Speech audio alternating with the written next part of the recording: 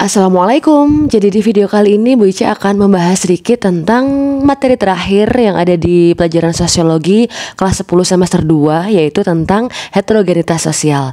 Jadi di sini nanti ada dua hal yang akan kita pelajari. Yang pertama yaitu pelapisan sosial dan yang kedua yaitu diferensiasi sosial.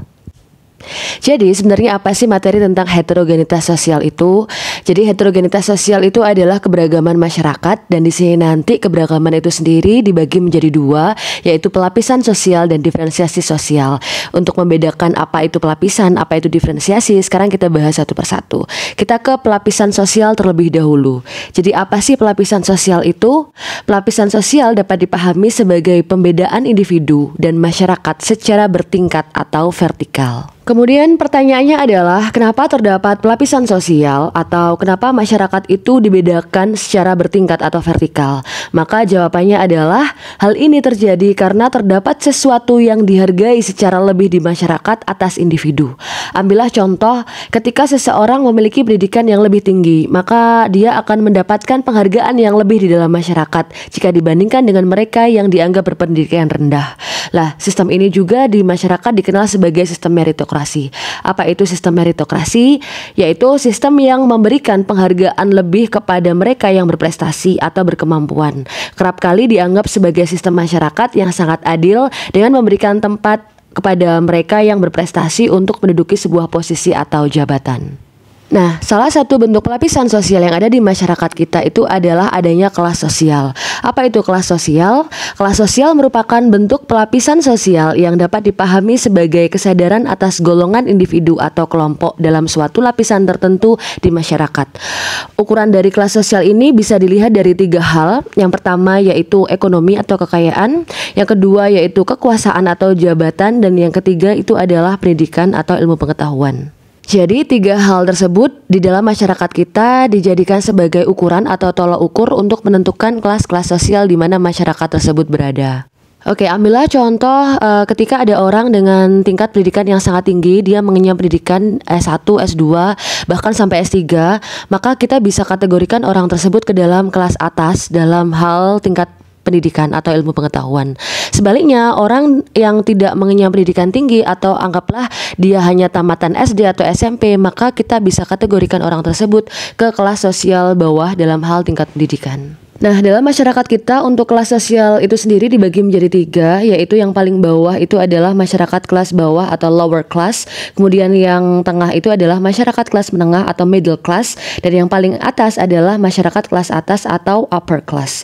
Selanjutnya kita bisa menggolongkan masyarakat ke dalam kelas-kelas tersebut sesuai dengan tiga tolak ukur yang sudah kita bahas di awal, yaitu kita bisa melihat atau menggolongkan mereka dari tiga hal.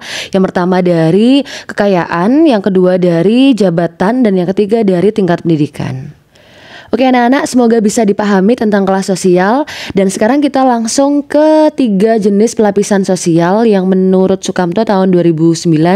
Yang pertama adalah pelapisan sosial terbuka, yang kedua pelapisan sosial tertutup, dan yang ketiga adalah pelapisan sosial campuran.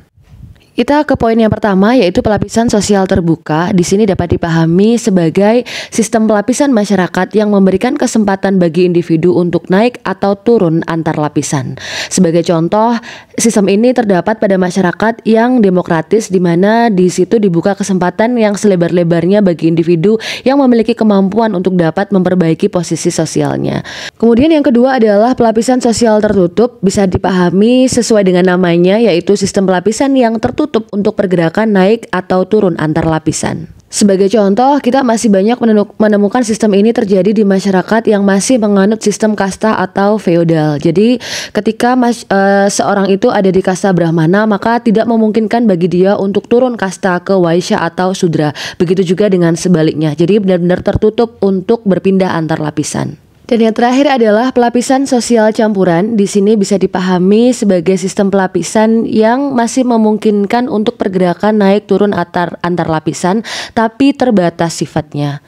Ambillah contoh pada masyarakat yang masih memberikan keterbatasan bagi seorang individu untuk memperbaiki posisi sosialnya karena faktor tertentu, misalnya faktor praktik nepotisme ataupun orang dalam yang tidak memberikan kesempatan bagi seseorang untuk memperbaiki posisi sosialnya.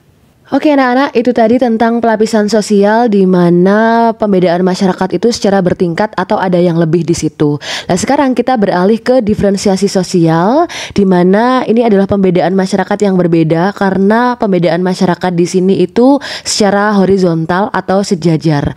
Dan dasar dari diferensiasi sosial di sini adalah suku atau ras, jenis kelamin, agama, dan juga profesi. Nah, pada diferensiasi sosial, individu-individu yang berada di masyarakat sangat beragam. Keragaman individu berdasarkan keempat hal di atas itu tidak bisa diperbandingkan secara vertikal seperti pada pelapisan sosial.